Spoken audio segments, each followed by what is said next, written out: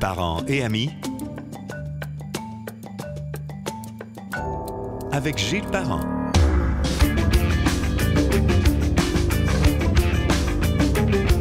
Bonjour et bienvenue sur Parents et amis que l'on peut écouter sur gilesparent.com, sur Spotify, sur Google Podcast, Balado de Apple et le canal YouTube sous le vocable Parents et amis. Aussi, n'oubliez pas de télécharger l'application Parents et amis, c'est sans frais, c'est gratis sur le Apple Store. Il y a 260 000 PME au Québec. De ce nombre, en moyenne, pas plus de 50 000 vont passer à la prochaine génération et ça ne dit pas d'ailleurs si la passation va se faire avec succès. Mes deux invités aujourd'hui font partie des gagnants, de ceux qui ont su faire une harmonieuse transmission d'une entreprise florissante. Beaucoup de belles fleurs. Je vous présente d'abord la fille, Florence. Comment vas-tu? Ça va bien, merci pour l'invitation. Et le père, Jean. Bonjour Gilles. Bonjour. On s'est déjà vu. Ça faisait quasiment Bobino. Bonjour les petits. Comment allez-vous? Ils ont un point commun. Ils s'appellent Brouillard. Alors, écoutez, je suis bien content de vous avoir dans Parents et amis. Je pense qu'on va commencer, Florence, c'est un peu étonnant, mais on va commencer par parler de ton père. J'accepte avec grand plaisir. Parce qu'au moment où on enregistre un genre de 17 novembre, il va être honoré. Parle-moi de cet honneur-là. Qu'est-ce que c'est que cette histoire-là? C'est moi qui en parle. Ben écoute, c'est une petite surprise qu'on réservait à Jean, sur laquelle on travaille depuis quelques semaines, même quelques mois, dans le cadre de la soirée Format Libre, qui est l'ancien déjeuner des médias, qui est une soirée caritative au profit de Centraide, et où chaque année, des gens de l'industrie des communications, pub, marketing, web, limite, vont recevoir des prix.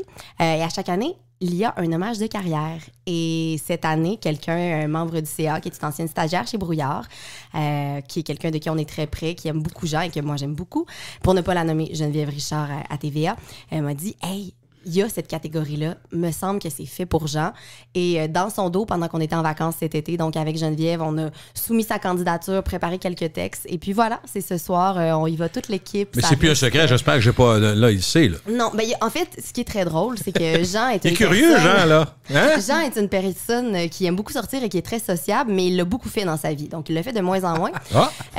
Et en parlant avec l'équipe au bureau, ce qu'on s'est dit, c'est bien beau, là, un hommage, faire une vidéo, mais il va-tu vouloir venir? Donc, il a fallu qu'on lui dise, en fait, qu'il allait avoir une belle surprise pour lui ce soir pour le convaincre de nous accompagner. Donc, voilà. Ça va être ce soir. Est-ce que tu as eu, à ma connaissance, tu n'as pas eu tant officiellement d'hommages comme ça dans ta carrière? Ben, effectivement, c'est d'ailleurs le contraire. Moi, mon métier était de mettre mes clients sous les réflecteurs. Ben oui, c'est ça. Plusieurs ont gagné des prix au cours des ans. Puis moi, j'étais derrière la caméra ou derrière le micro comme maître de cérémonie.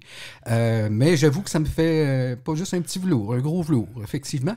C'est juste que ça passe le message que... Depuis 20 ans? Il reste peut-être un petit peu moins à faire. Mais non, je suis très honoré parce qu'effectivement, j'ai adoré ce métier-là, qui n'était pas mon métier premier. Comme tu le sais, je suis un ancien journaliste. Mais cette carrière-là a été fabuleuse. Elle continue de l'être, hein, parce que je suis pas... T'es pas parti complètement? Non. Mais c'est de ça que je veux qu'on parle, Jean. Je veux qu'on regarde comment... D'abord, on va parler de toi, puis on va parler de Florence, qu'est-ce qu'elle veut, qu'est-ce qu'elle fait, comment la passation se fait. Et moi, je suis toujours... Tu sais, je dis, je suis pas jaloux, au contraire, je suis content. Quand c'est des gens qu'on connaît, c'est le fun parce qu'on peut leur dire. Mais la fierté de voir qu'il y a des choses qui marchent. Il y en a qui marchent pas. On l'a vu par les stats au début. Des fois, c'est... Puis il y a plein de raisons qui peuvent faire que ça va moins bien, plein de raisons qui peuvent faire que... Je te souhaite pas ça, là, mais je pense tout le temps à Jean Coutu. Quand on a passé le flambeau, le père était content que ses fils, mais ses fils sont allés aux États-Unis, ils ont pris une bouchée trop grande. Je pense que c'était des pharmacies qui nous ont acheté. Puis finalement, les banquiers ont dit à M. Coutu, on sait pas comment vous le dire, mais ça serait le fun de vous revenir dans l'entreprise, sinon on pourra pas... Tu sais, bon... Est-ce qu'ils ont fait plein d'erreurs? C'est pas ça, mais ça peut arriver, ça, je veux dire. Ça peut arriver. Absolument. Parce que tu as un mauvais contexte, parce que tu as des mauvaises décisions. On peut en prendre des mauvaises décisions, mais quand ça va bien aussi, c'est le fun de souligner. Et j'ai été témoin de ça, parce que quand tu fais une carrière de 35 ou 40 ans comme communicateur et que tu accompagnes des gens d'affaires, j'ai été témoin de passation. Chez leurs enfants, chez la des relève, heureuses, qui ont bien marché. Et des moins catastrophiques. Vraiment, là, puis des gros noms que je ne nommerai pas. Mais non, c'est pas nécessaire. Sauf sous la torture. J'espère. Mais attends qu'on ferme le micro après ça, tu vas le dire. En même temps, ça a été très formateur pour moi dans ce qui est en train de se passer. Mais malgré tout, je croyais que ce serait plus facile que ça. On a encore des enjeux à régler, ma belle Florence. Ben oui, absolument. Puis on va en parler aujourd'hui. Je veux qu'on parle de ça, de cette carrière-là, qui est en mouvance aussi. pas, de toute façon, depuis 2 ans, c'est quelque chose qui ne change pas. C'est assez impressionnant. La société en général, le sport, l'économie et la santé, on ne parlera pas que de ça, mais c'est dans un... D'une certaine façon, moi, je disais à mes fils, on a été une période de temps où notre seul souvenir commun qu'on nous radotait, c'était la Deuxième Guerre mondiale. Ah, mon oncle est allé, ma tante est allée. Finalement, après ça, Kennedy qui est mort. Tu sais, je te donne ça gros, là. Après ça, premier homme sur la Lune. Après ça, le 2001, les tours, le 11 septembre. Tu sais, il y a eu quelques éléments de même, mais là, depuis 2-3 ans, c'est complètement fou. Le monde entier qui arrête de travailler en même temps, tout le monde télétravaille. Tu sais, c'est inimaginable quand on dit qu'est-ce qu'on va compter plus tard. Va falloir garder 4 chapitres pour ça. Là. Puis on n'a pas l'air complètement sorti de là. Petite curiosité que je vais mentionner parce que moi, je trouve ça drôle. Puis je me dis, les gens qui nous entendent, il y a quand même beaucoup de monde qui m'ont écouté à la radio, qui nous ont écouté jadis quand on a travaillé ensemble. Quand j'ai commencé à bosser avec Jean, c'était au début des années 90 à la radio Chic FM au Samuel Hollande, c'est ça, à Québec. La femme de Jean Maric, qui est aussi ta mère quand même, est enceinte. Ben oui. Et ça a donné ce petit bout de chou-là très talentueux que j'ai devant moi. Florence, t'es rayonnante, je te le dis parce que je le pense, je peux présumer que t'es bien. T'es-tu à un moment où t'effectues le travail qui te comble complètement? À ce jour, je te dirais que oui, vraiment. Vraiment, là, je suis 100% sur mon X. T'sais, la fameuse expression. Oui. Puis ça arrive, je pense, pas tout le temps. T'es assez jeune pour ça, c'est fun. J'ai 31 ans, puis ça fait quand même longtemps que je travaille avec Jean. Là, j'ai commencé à travailler de façon plus ou moins officielle quand je suis devenue majeure, fait que dès que j'avais 18 ans, parce que les bureaux étaient à la maison. Mais à la fin de mes études, vraiment, là, je me suis mis à devenir conseillère en com et je suis simplement jamais partie. Fait que donc, à 21 ans, je pense. C'est pas 22, fait qu'à la fin de l'université. Mais oui, là, depuis, je dirais 1 an et demi, j'ai un immense travail à faire dans l'entreprise avec mon rôle de gestionnaire, mais ça me donne beaucoup d'outils pour en fait, trouver qui je suis, puis je le trouve très vite, très intense, mais ça fait que je suis sur mon X parce que je me fais pleinement confiance, puis je suis entourée de gens qui me font pleinement confiance parce que, tu sais, comme n'importe qui est dans le reprenariat en 2e génération ou 3e, peu importe, on vit tous le sentiment d'imposteur, puis je l'ai vécu, moi, pendant une dizaine d'années, mais là, depuis à peu près 1 an et demi, je me fais confiance, je sens que mon équipe, que mon boss, techniquement Jean, me fait confiance, que mes clients font confiance, puis ça me permet de me sentir sur mon X. Est-ce que tu avais espéré travailler avec ton père? Mais c'est une question un peu complexe parce que... Mais tu peux dire non, c'est pas grave. Là. Mais la réponse parce que la réalité est autre. Absolument, mais la réponse n'est pas oui, puis la réponse n'est pas non. OK. C'est ça qui est un peu particulier. J'ai étudié en com, donc c'est pas si loin, mais non. Pas si loin que ça. Mais moi, j'avais une tendance beaucoup plus artistique. J'aurais étudié en histoire de l'art puis en littérature si c'était que de moi. Puis bon, le mané, c'était plus évident de pouvoir avoir une carrière en com si j'étudiais en com.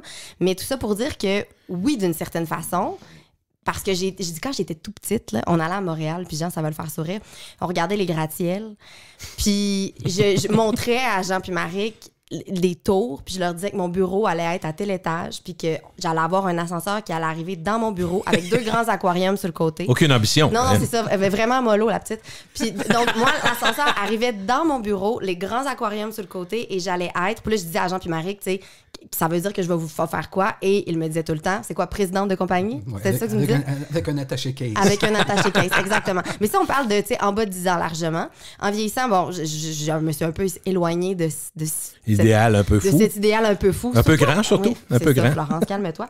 Puis tout ça pour dire, donc, j'imaginais plus jeune avoir une carrière dans le public, du moins, je sais pas sous quelle forme, mais d'être PDG d'une compagnie, quelle qu'elle soit. Donc, je pense que c'était implicite. Maintenant, ça... Mais Florence, est-ce qu'il y a un moment, je pose la question parce qu'elle pourrait venir naturellement, c'est-à-dire que ton père a une bonne business, toi, tu étudies en com, fait que tu dis, bah, tout le monde va dire, on sait bien, elle va s'en aller avec son père. Fait que tu pourrais être rebuté par ça en disant, non, je vais faire mes affaires moi-même, puis je vais leur prouver que je suis capable. C'est un peu ridicule, mais je suis sûr que ça peut passer dans la tête de quelqu'un. Jean, tu penses-tu que... J'ai le goût d'intervenir. Vas-y. Peut-être tu as des discussions là-dessus. Ben, écoute, on en a... Encore? Tout le temps. Tout le temps. Non, mais c'est le fun. Le mot qu'on m'a demandé, et quand je dis « on », je parle de Florence, d'éviter au cours des dernières années, c'était le mot « relève ». Moi, je pense que Florence voulait se protéger de me décevoir si elle devait emprunter un chemin différent, c'est-à-dire partir à son compte, c'est-à-dire devenir chef cuisinière. Florence est une excellente cuisinière. Elle aurait pu suivre les traces de sa mère dans l'immobilier parce qu'elle a autant de goût que Marie pour le design, la décoration. Oui. Et souvent, c'était les clients qui venaient me voir, les amis, qui me disaient « Ah, t'as une belle relève. » Hey, je dis « Mon Dieu, dites pas ça devant Florence, elle va partir en courant. » Ce qui a changé, puis Florence l'a bien expliqué d'entrée de jeu, c'est qu'elle s'est rendue compte que oui, on lui faisait confiance, mais d'avoir quelqu'un qui est heureux et malgré tout pas très compétent, ça n'aurait pas été le fun. Et le contraire, très compétent et malheureux. Ouais. Moi, j'ai toujours dit à Florence, tu fais ce que tu veux dans la vie, mais 2 choses. 1, sois heureuse, puis 2, assez que gagner ta vie. Essaie de gagner ta vie, c'est ça. Honorablement. Ouais. Puis j'ai suivi cette évolution-là. Je pense que je ne lui ai jamais mis de pression. Si oui, on va régler ça dans la prochaine minute. Mais non, écoute, Florence a été, je la vois encore il y a 5 ans, en meeting avec des clients, prendre des notes, m'écouter, écouter. Et quand je l'écoute, c'est ce que souvent je l'entends parler au téléphone, dans des meetings auxquels j'assiste, je me rends compte qu'elle a emprunté, et j'ose le dire avec beaucoup de modestie, elle a emprunté gentiment les bons coups et elle les a améliorés. C'est-à-dire qu'elle a amené les outils de communication ailleurs, les nouvelles technologies, les nouvelles façons de faire. Et ça n'a pas été facile pour Jean de se faire rentrer ça dans la gorge, encore aujourd'hui, encore régulièrement. Mais je sais, puis ça a été la bonne question, tu l'as posée en partant, es-tu heureuse? Oui, Florence est bien, bien sur son X. Et c'est ça, on en parlait avant que Florence se rejoigne à nous tantôt. Gilles, il dit, es-tu heureuse? Est-ce que toi, qu'est-ce que tu fais? Ben, j'ai écoute, moi, je me sens un petit peu coupable de voir que cette entreprise-là, malgré moi, même si c'est un héritage, a autant de succès, et encore plus. Mais j'ai posé une question bien plus directe que ça. Ton père est assis dans le salon chez nous, j'ai dit, est-ce qu'elle est meilleure que toi? Qu'est-ce qu'il a dit? Oui. Je sais que. Ben, puis tu sais quoi, j'ai dit, moi, comme père de 3 enfants, j'ai dit, c'est la plus belle nouvelle du jour. On veut tous ça. Sincèrement, on n'est pas jaloux, au contraire. Puis regarde, je prends juste l'exemple de vraiment, je t'ai posé la question sur est-ce que tu aurais eu peur d'être obligé d'aller travailler pour ton père, puis de le décevoir, ou toi-même de dire c'est pas ça exactement que je voulais faire, mais je comprends bien que Puis lui dit la même chose. Il dit, j'aurais pas voulu la forcer à faire quelque chose qu'elle ne veut pas faire. Fait que finalement, vous avez le même objectif là-dedans. Tout à fait. Mais il y a eu quand même un concours de circonstances qui t'a un peu propulsé dans l'entreprise. Tout à fait. Ben, j'ai étudié donc en communication à l'Université Laval parce que c'était le parcours simple. Bien honnêtement, la raison, en fait, c'est parce que... Qu'est-ce que ça t'appelle parcours simple? Je veux juste m'expliquer ça. Le parcours simple, parce que... c'est proche? Ça a-tu rapport à ça? Oui, ou... ben, j'habitais à côté, mais au-delà de ça, moi, j'ai toujours rêvé un peu d'aller étudier ailleurs. J'ai fait une partie de mes études, j'ai fait une année à l'étranger, à Paris, comme bien des gens le font en session à l'étranger. Mais au-delà de ça, moi, j'aurais aimé ça, sortir un petit peu de la ville de Québec. Mais je suis très proche de mes parents, tu le sais. Mais oui, puis, Jean était peut-être un peu plus ouvert de ce côté-là. Ma mère voulait me garder proche. Ce qui fait que j'ai étudié à l'Université Laval et j'ajouterais, je voulais m'inscrire en littérature, ce qui est ma passion première dans la vie. Et ma mère m'a dit, tu ne deviendras pas bibliothécaire. Fait que non. Trouve d'autres choses. Il me semble que je vois Maric, bien sûr. Mais c'est ça, c'est assez évident. Là, on imagine très bien Maric. Donc, bref, je me suis inscrite en com sans jamais vraiment m'impliquer. J'ai fait mon parcours scolaire tout bonnement. Dernière année, donc, à Paris. Je suis revenue un peu plus tôt que prévu. Et vraiment, tu le disais, concours de circonstances. Jean est rentré. À l'université, on finit l'école autour de la mi-avril. Oui. Puis, tu as sûrement plus les dates en tête, Jean, que moi, mais Jean est rentré après un examen de routine pour, je pense que c'était ta pression, ton cœur, est rentré à l'hôpital et devait subir des pontages vraiment importants sur l'artère principale d'urgence 2 jours après. Ce qui fait que Jean est rentré pour faire un tapis roulant à l'hôpital. Il n'est jamais ressorti vraiment de ce moment-là. Là. Ben, exactement. On t'a opéré rapidement. Ils l'ont jamais laissé ressortir. Et moi, pendant son examen, à l'hôpital, j'étais en train d'étudier pour mon dernier examen de bac qui avait lieu 2-3 jours après. Ce qui fait que Jean est rentré à l'hôpital. C'est une immense opération. Il te casse la cage thoracique en 2. Je pense que c'est 3 mois de convalescence importante. Ils en font plus qu'avant, mais il y a toujours des risques pareils. Bien sûr. Naturellement. Moi, je finissais mon bac en com. Mes objectifs à ce moment-là, c'était d'aller faire une maîtrise à l'étranger. Ce qui m'intéressait beaucoup, c'était le marketing et la publicité sociale. La vie en a fait autrement. J'ai dû rentrer un peu d'urgence au bureau pour aider l'équipe en place. Je connaissais le bureau, je connaissais les clients. Puis, l'histoire est ce qu'elle est. Je suis simplement jamais repartie parce que même si je voulais étudier davantage et voyager. Mais quand tu commences à travailler à temps plein, c'est dur de retourner aux études. Puis, ben voilà, je suis restée, Jean est revenu, puis je suis encore là aujourd'hui. Non, en fait, ça t'a propulsé, ça t'a invité à aller là, mais finalement, c'est ça. C'est peut-être la période de transition, c'était tellement rapide, là, tout allait vite. Tu vas pas prendre 3 mois pour y penser. Non, absolument. Puis, tu sais, sur le coup, franchement, je me suis vraiment sentie obligée. Parce que, ben oui, mais. Parce que, tu sais, tu le mais ça aurait pu être temporaire. Tu aurais pu dire, je vais faire une transition, un pont. Tout à fait. Ça aurait pu être ça. Absolument. Mais tu sais, tu le disais tantôt, dans les entreprises familiales, on voit dans le cliché populaire, dans les livres, dans les films, peu importe, l'enfant qui veut absolument rien savoir puis qui s'en va dans l'autre spectre, qui est rebuté par l'entreprise familiale, puis l'enfant qui, ben non, lui, son parcours est tout tracé d'avance, il va travailler avec ses parents. Mais moi, je me situais étrangement vraiment entre les deux. J'avais ma personnalité de Florence qui voulait ressortir un peu, puis qui voulait pas seulement vivre dans l'ombre immense de gens. Tu sais, je veux dire, nous, on vend du service là, en RP. Là. On fait pas des biscuits. Ce que tu vends, c'est ta personne, c'est ton monde, savoir. Des gens, c'est des rencontres, des contacts. Tu sais, ton ego a quand même une grande, grande place. Puis Jean était très connu. Tu sais, moi, j'ai toujours été super fière de dire que j'étais la fille de Jean Brouillard. Souvent, les gens me le demandent. Il n'y a pas beaucoup de Brouillard. C'est pas un nom de famille qui est répandu. Puis, t'es la fille de Monsieur Brouillard, le monsieur. Oui, c'est lui. Fait que donc... Pour moi, j'étais vraiment sur la ligne là, entre je veux-tu travailler là-dedans, je veux-tu travailler avec lui. C'était pas clair. J'ai été obligée par la force des choses. Mais avec le recul, sans cette obligation-là, si on veut, qui est arrivée à la fin de mes études, quand Jean est rentré à l'hôpital, je serais vraiment pas où je suis aujourd'hui. Puis clairement, je suis à la bonne place. Ça a été un catalyseur. C'est sûr que ça a accéléré les choses. Est-ce que l'influence de la réputation de l'entreprise de ton père a été grande? Parce que d'une certaine façon, c'est un élément qui a pu te rassurer. Tu sais qu'il y a une bonne business, il y a une bonne clientèle, il y a une belle réputation. Alors, tu sais, à quelque part, quand tu as bousculé les choses, tu te dis... Je pars pas à zéro, là. Tout à fait. Non, tu as 100% raison.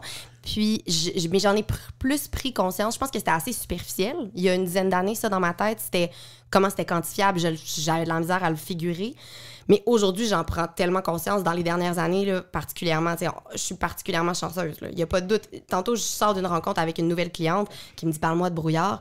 Puis ben c'est sûr qu'en commençant et en disant, nous, on est une entreprise de 2e génération, ça fait plus de 35 ans qu'on fait des RP, on sait ce qu'on fait. C'est sûr que ça vaut tout l'or du monde. Là. C'est rassurant, absolument. Ouais. Jean, dans les faits, on a beau parler de ta fille, de Florence, qui mène la majorité, tu me corrigeras, je me trompe, la majorité des activités quotidiennes de l'entreprise.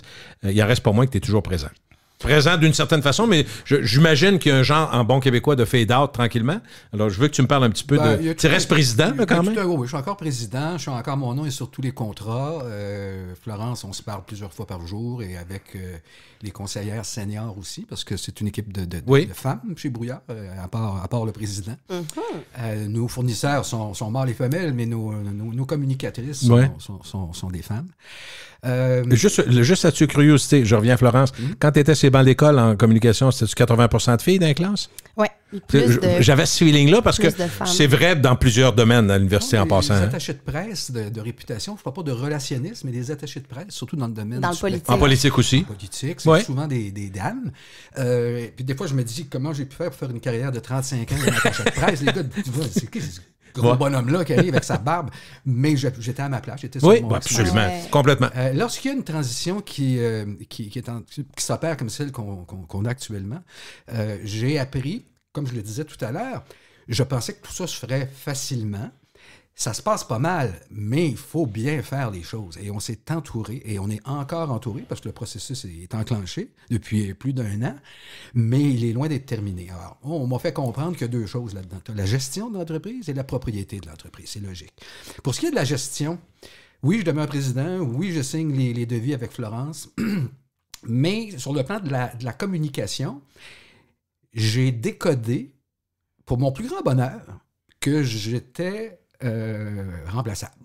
Personne n'est irremplaçable, ça aussi c'est un vieux cliché, mais force est d'admettre, quand je regarde ce qui s'est fait depuis 1 an ou 2, sans moi dans les dossiers impliqués sur le terrain, comprenons-nous bien. Il y a juste toi qui peux mesurer ça, ça serait quel fun. Parce que toi, t'es Brouillard pendant 30 ans, 35 ans, puis tu dis, j'y regarde aller, là, sincèrement. Puis il y a eu un cadeau qui nous est arrivé il y a une couple d'années quand Marie-Claude Bourque, qui a été conseillère pendant une dizaine d'années chez nous, qui est une femme d'une 40aine d'années maintenant, a sollicité l'équipe Brouillard pour revenir travailler avec nous après quelques années en politique.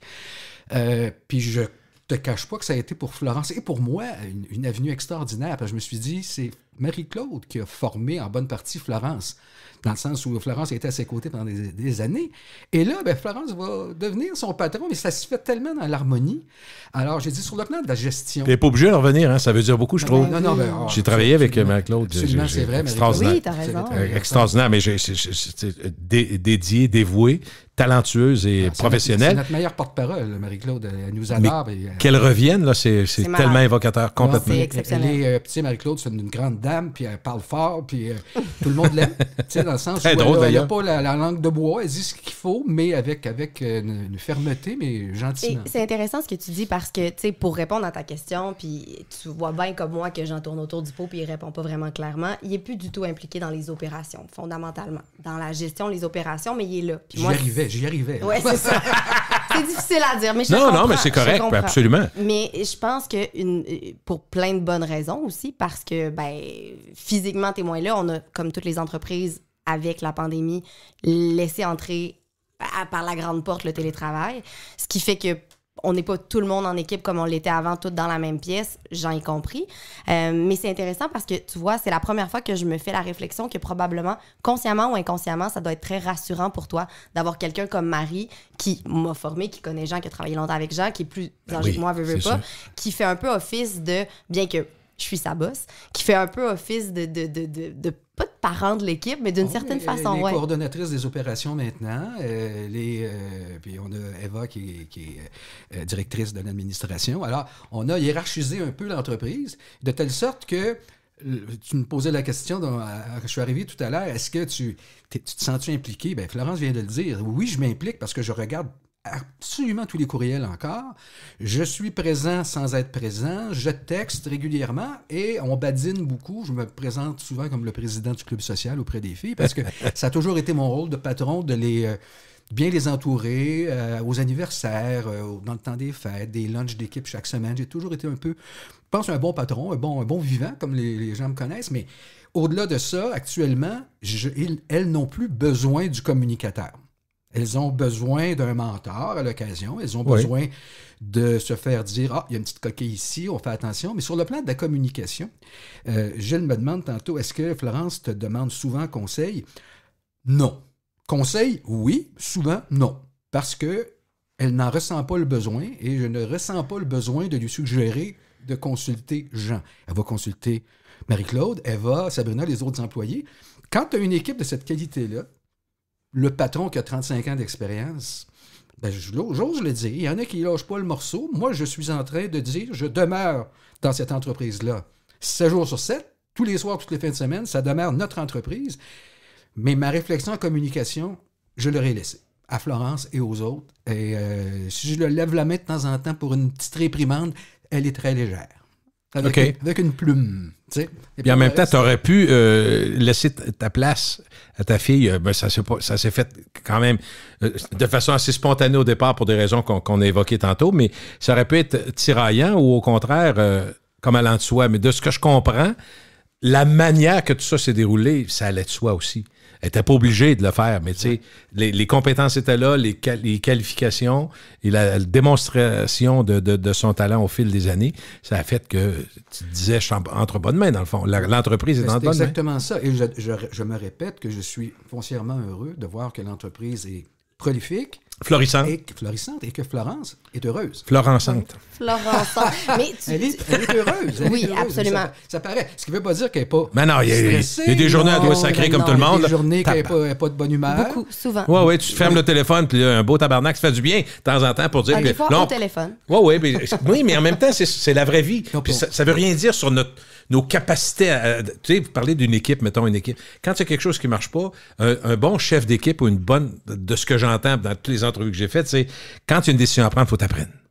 Tu laisses rien traîner, puis tu es capable de dire, mettre des gants blancs, de dire, écoute, j'ai une discussion qui va être un peu plate avec toi, mais il faut le faire, puis voici. Puis souvent, les gens vont reconnaître au moins ça. Tu sais, ben, t'es une équipe pareille, tu peux même dire une famille, parce que vous n'êtes pas beaucoup, vous vous connaissez beaucoup, vous êtes. Puis la vie privée rentre toujours un peu là-dedans, parce que ceux qui disent, on sépare ça n'existe pas, ça, complètement. Là, non, absolument. Puis pour revenir sur ce que j'en disais, puis ce que tu viens de dire, tu sais, je pense que là, on est dans une belle période par rapport au reprenariat, mais Puis moi, je trouve que c'est excessivement important de le souligner. C'est vraiment en montagne russe. Puis il y a des périodes où on n'aurait probablement pas été capable d'avoir cette discussion-là avec toi en ce moment. Dans le sens que, oui, moi, je pense que Jean et moi, on est deux personnes qui s'entendent bien naturellement. Puis on sait comment se parler, on sait comment communiquer. C'est notre métier en plus. Mais je veux dire, tu sais, on n'est pas comme... deux monsieur virils qui ont envie de te donner des coups de poing sur la gueule. C'est vraiment pas ça. Là. On se parle. Ceci étant dit, ça a été difficile et ça va continuer de l'être et ce l'est toujours, le reprenariat, parce que même si les deux entités sont sur la même, puis je dis les deux, dans notre cas, c'est deux entités, des fois c'est plus de monde que ça, sont sur la même longueur d'onde et ont les mêmes objectifs, il reste qu'il y a énormément d'éléments à prendre en considération. Il y a l'émotion à travers tout ça. Tantôt, je parlais de l'ego. Ça rentre vraiment beaucoup dans le spectre. Il y a l'image, la perception, la notoriété. Il y a les employés, les fournisseurs, les clients. Puis des fois, on va pas à la même vitesse. Puis je pense que ce qui fait que parfois, il y a des conflits, c'est que... En fait, il y a beaucoup de situations qui peuvent créer des conflits. Puis ça fait partie du processus. Exemple, moi, j'ai toujours été avec Jean Brouillard pour faire mes affaires depuis 15 ans. Puis là, on me dit que ça va être sa fille. Ça se peut que je dise, j'aimerais mieux, Jean. C'est possible d'avoir... Ça arrive-tu, ça? J'aimerais ça dire oui, mais non. Ben, tant mieux. C'est une autre bonne nouvelle. Là. Tu es d'accord, Jean? Oui, mais Florence est tellement dans l'équipe depuis longtemps. Florence est tellement dans l'équipe depuis longtemps. Voilà. Non. Que... Ben, c'est pas un plan B, là. C'est pas ça que je veux dire. Non, mais il y a des gens, des fois, qui stickent. Moi, je pense qu'il y a des gens qui peuvent sticker sur... Ben, je te dirais, il y a quelques années, ça arrivait un peu, mais on leur laissait même pas la possibilité de se rendre là. Non. Et à tel point que parfois, je n'assiste plus aux événements, de plus en plus souvent. Parfois, parce que j'adore ça. Avec un petit P, pas un P la puissance 10, un petit... maison de campagne que je fréquente qui est très jolie. Qui est une demi-heure de Québec, merci. Et je suis bien là-bas, puis je me rends compte, tu sais, le lendemain, je dis, bon, Florence, comment ça a été hier? Oui, est-ce que Luc a pris de mes nouvelles? Elle dit, non. J'ai remarqué que je n'étais pas là? Ben, elle dit, oui, il me semble oui, j'ai dit que tu le saluais. Bon, ben, OK. Mais c'est formidable, ça. Pas que j'aime plus voir de monde, j'aime ça voir de monde. Ça n'a rien à voir. Mais j'ai donné. Comme tu as donné en radio. Je sais qu'on pourrait en refaire demain matin, toi et moi. La preuve est là aujourd'hui, qu'on aurait du fun. T'as ça à l'aise au micro, ben oui. Mais j'ai donné. L'entreprise a du succès. Florence est heureuse. Ma foi, que demander de plus? Alors, et c'est bien plus... En tout cas, à mon avis... Si je remarque que vous avez jasé avec du monde tout le temps, c'est bien plus épeurant de craindre pour la suite des choses que de trouver que ça va très bien dans l'ensemble. C'est à choisir, tu choisis pas longtemps, là.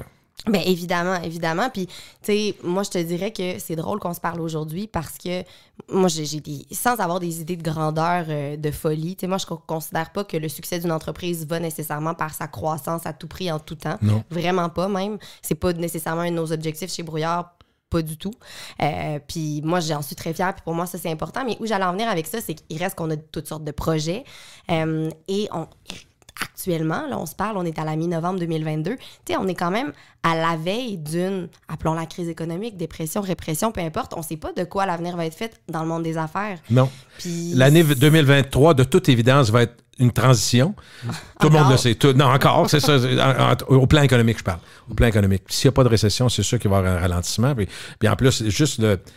Est-ce que vous êtes... je pense à la problématique... Une des problématiques principales des employeurs, c'est d'avoir des employés. Est-ce que ce problème-là est assez réglé? La rétention chez vous, c'est pas si mal? Parce que c'est dur, des fois, même en com, là, il y a eu du roulement. Je me rappelle à l'époque, parce que j'ai connu, comme tu as connu bien des gens qui ont commencé chez Cossette, quand ils étaient sur la Grande Allée devant l'édifice de Laurentienne, puis il y avait du roulement là en tabarouette, puis tout le monde allait apprendre, puis au départ, tu sais... Ouais, avant que Florence réponde, moi, je vais simplement lever un drapeau. Oui, à ce sujet-là, c'est que on reçoit des communiqués, des curriculum vitae régulièrement, mais puis là, je ne ferai pas mon modeste, là, mais on veut travailler avec les meilleurs. On veut travailler avec les meilleurs employés, on veut travailler avec les meilleurs fournisseurs. On a les meilleurs clients, c'est le fun de dire ça. Hein, mais c'est vrai. Ça a été pour Florence et moi au cours des, mettons, 4-5 dernières années, parce que veut pas, elle était partie prenante, mais elle était pas associée à l'époque. Les entrevues, on les faisait ensemble tout le temps pour les nouveaux employés. Pas parce que c'était juste ma fille, au contraire, parce qu'elle avait une tête de communication, Florence. Et la chose la plus importante encore, en novembre 2022, c'est au-delà de la compétence. Parce que tu n'aies pas de bac, C'est plate, mais c'est pas la fin du monde. Si non. tu as de l'expérience, si tu as du talent... Du bagou. Etc. Oui, c'est sûr qu'à la base, autres, là, elles en ont toutes chez Brouillard. Tout le monde est en des baccalauréats, certains ont des maîtrises en communication, puis tout ça. Mais moi, j'ai dit à Florence que ça prend au-delà de ça. Et ça m'a parfois manqué. J'ai eu une trentaine d'employés là, en 30 ans. C'est, permettez-moi l'expression, le fit. Et encore, il y a quelques semaines, on a organisé un lac à l'épaule que Florence a organisé, je devrais dire. Cette année, c'est elle qui l'a organisé à 100%, avec de la formation, puis beaucoup de plaisir et beaucoup de vin. Et on a compris cette journée-là que l'essence même de ce lac à l'épaule et de l'avenir du bureau passait par les relations humaines. Entre nous. Et moi, ça a été... vraiment mon dernier souci. Pas que je voulais pas que mes employés me plaisent et que je leur plaise. Je disais toujours, faut faire la job, puis en même temps qu'on soit heureux de le faire, puis qu'on arrive le vendredi, puis qu'on soit pas trop arraché les cheveux de sa tête. Aujourd'hui, c'est une obligation dans le type de firme qu'on a, assez pour que c'est peut-être de ça qu'on parle le plus souvent, Florence et moi, et non pas de communication. C'est pas peut-être. Relations employées, entre deux employés, entre elle et moi, entre elle et un client, les fournisseurs, etc. La relation humaine. C'est ça, là. L'employé, moi, je peux vous dire, j'ai eu d'excellents prospects, vraiment d'excellents que je nommerai pas, évidemment, mais la fit n'était pas là. Tu le sentais pas. Tu sais, des fois, on dit, je le sens pas. Il y a quelque chose. Il y a quelque chose. Puis, des fois, on a mis de côté des gens extraordinaires. Mais ça sert à quoi d'avoir un groupe? Quand je dis un mouton noir, c'est pas de la faute de la personne, mais il va pas à la même vitesse sur le plan de la réflexion, par exemple, etc. Il y a plein d'autres qualités. Alors, aujourd'hui, puis ça sera à Florence de gérer ça dans les prochaines années, le fit, il va demeurer la décision finale. Compétent, oui.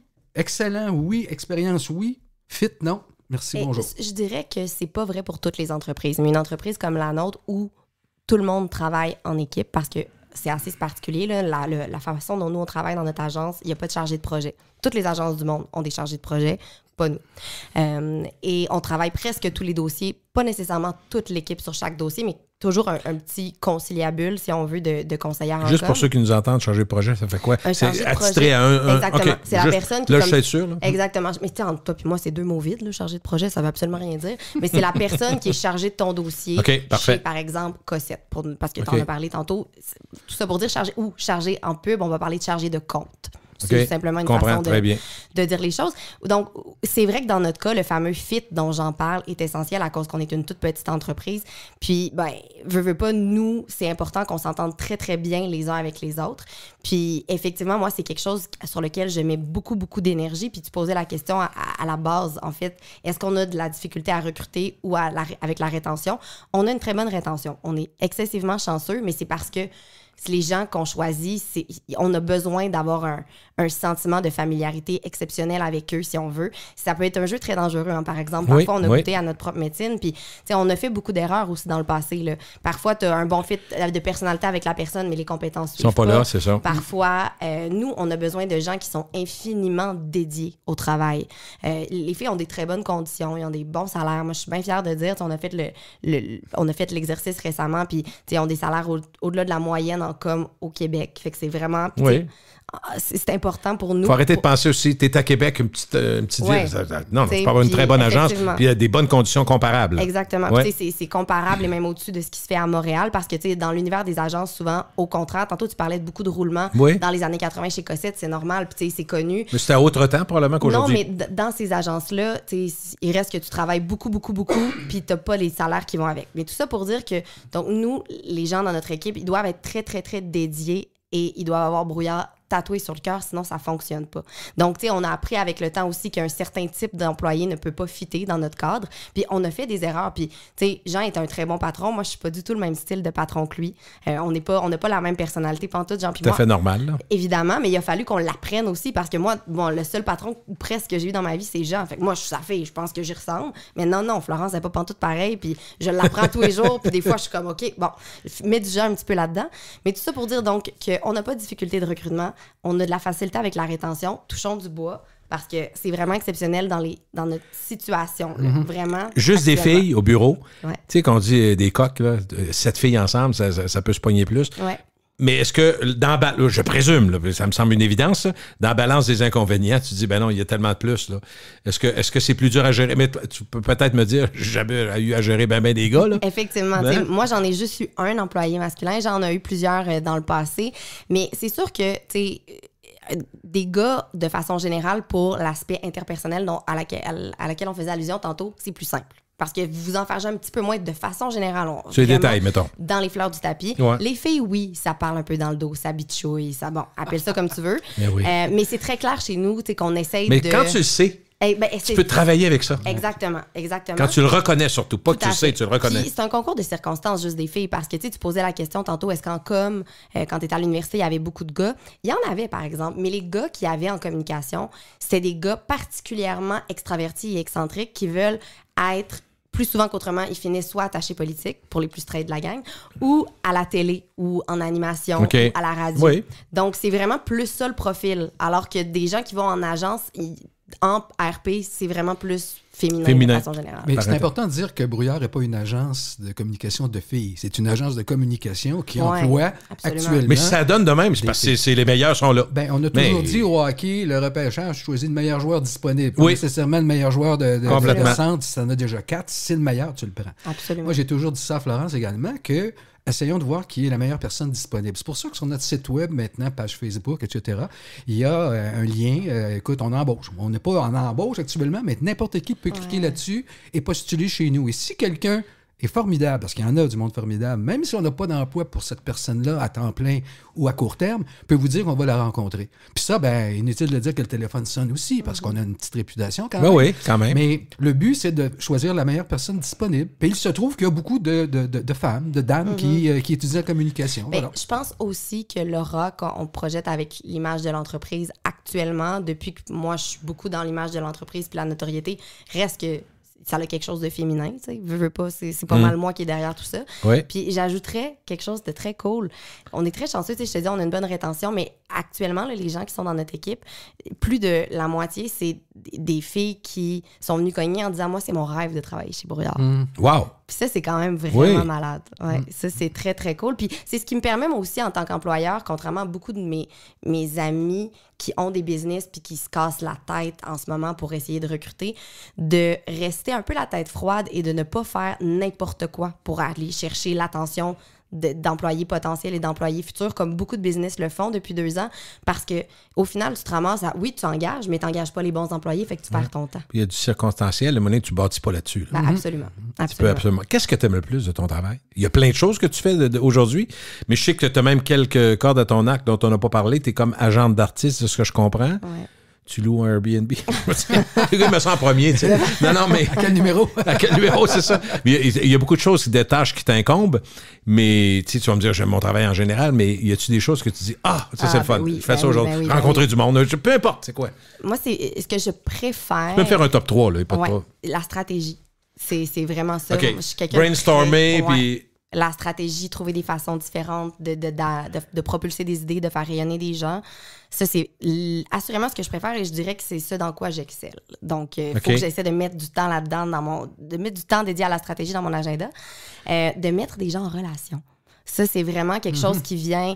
Jean puis moi, on est beaucoup comme ça dans notre personnalité. J'allais dire, ton père était comme ça, je sais pas combien de fois. Mais moi, je l'utilise beaucoup dans les affaires. Puis pour quelqu'un qui est quelqu'un de très discret, qui ne fait pas les choses comme il faut et qui ne veut pas que son cercle d'amis, par exemple, puis ses connaissances soient mises en lumière, présentez-moi-le jamais. Dans le sens où moi... On se rend compte, je vais te présenter tout le monde que je connais. C'est de même, ça marche, puis je vais faire des liens. Fait que puis je l'apprends un peu à mes dépens des fois parce que certains types de personnes, dans certaines industries, certaines personnalités, ça ne fit pas. Viens pas cogner à notre porte, ça ne marchera pas. Puis tout ce qui est créatif. Tu sais, je disais tantôt, moi, j'avais une tendance assez artistique dans mes orientations. Je suis pas toute là-dedans, finalement. Je travaille en business. Fait que ça, c'est tout ce qui... Mais c'est toujours là pareil. Ça reste là. J'essaie de le faire vivre pour aussi rendre... L'importance de l'image de marque est essentielle plus que jamais depuis une dizaine d'années, d'autant plus avec le web puis les réseaux sociaux, puis de faire vivre la marque Brouillard de façon vivante et artistique, moi, ça me plaît bien. Un des revers de la médaille d'avoir du succès, Puis c'est drôle parce qu'on n'a jamais vraiment parlé de ça, Florence et moi, de façon significative. Mais moi, ça a été, pendant des années, un heureux problème. Je m'explique. À partir du moment où tu as du succès, les gens cognent à ta porte. Ben oui. Bon. Moi, le problème que j'ai eu et que je trouve qu'on a encore, puis ça faisait un peu partie de la réponse où Florence s'en allait, là, c'est que encore depuis, on est jeudi, depuis le début de la semaine, nous, on a un document interne où on ajoute les prospects à tous les jours. Prospects, c'est soit que des gens qu'on a sollicités ou des gens qui cognent à notre porte. Le problème, l'heureux problème, est qu'il y a beaucoup de gens qui cognent à notre porte et que parfois, je dis aux filles, ce qui serait plaisant, c'est que vous puissiez dresser la liste de gens avec qui vous voulez travailler, d'entreprises. Comprends-tu? Alors qu'on n'a parfois pas le temps, parce qu'encore cette semaine, j'ai vu passer 6-7 fois des mails du genre, OK, il faut faire un devis, ils viennent de m'appeler. Il faut faire un devis, il faut faire une soumission. On manque pas d'ouvrage. Ça veut pas dire, on manque pas d'ouvrage. Ça veut pas dire que ça nous intéresse tellement, parce qu'il y a des dossiers qui sont pas faciles. Il y a des dossiers, on a nos critères financiers, bien sûr, de prestige. Mais on est plus réactif que proactif, ça, il n'y a pas de doute. Là, parce que les gens cognent à notre porte, puis en même temps, quand les gens cognent à notre porte, s'ils répondent à nos critères, même si ce serait pas nos top one dans nos choix de clients de rêve, c'est déjà exceptionnels qui veulent nous faire confiance. Donc, au minimum, on va leur répondre, on va regarder. Absolument. Puis si on est capable de le faire, puis nous, moi, j'ai vraiment, puis Jean aussi avait énormément cette aura-là. Jean encore plus que moi, fait que moi, j'essaie un petit peu de mettre de l'eau dans mon vin. On est des grands sauveurs. Là. Nous, quelqu'un nous arrive avec son projet qui n'a pas d'allure, ben all-in, là. On y va, puis on veut que tout le monde le sache, puis on le met en lumière, puis on fait des pitchs qui n'ont pas de bon sens des fois, mais honnêtement, ça marche. T'sais, nous, on veut aider les gens. C'est ça qu'on fait en com, là, en RP particulièrement. J'ai aimé beaucoup l'article, je pense, c'était Soleil pendant la pandémie, où on a fait une page sur notre entreprise et on nous a présenté comme des premiers répondants. Alors, bien sûr, il y a les pompiers, les ambulanciers, les médecins. Il y a nous ensuite! Et j'ai aimé cette façon d'aborder du journaliste en disant, mais vous ne seriez pas des premiers répondants, vous autres aussi, surtout en pandémie. Belle image. Puis, effectivement, et j'ai apprécié cette façon de nous présenter. Si je fais le 9-1, j'arrive pas chez Brouillard. Non, c'est 9-2-2 chez nous. 6-8-2-9-2-2-2. Et ça, pour moi, ça a été une révélation.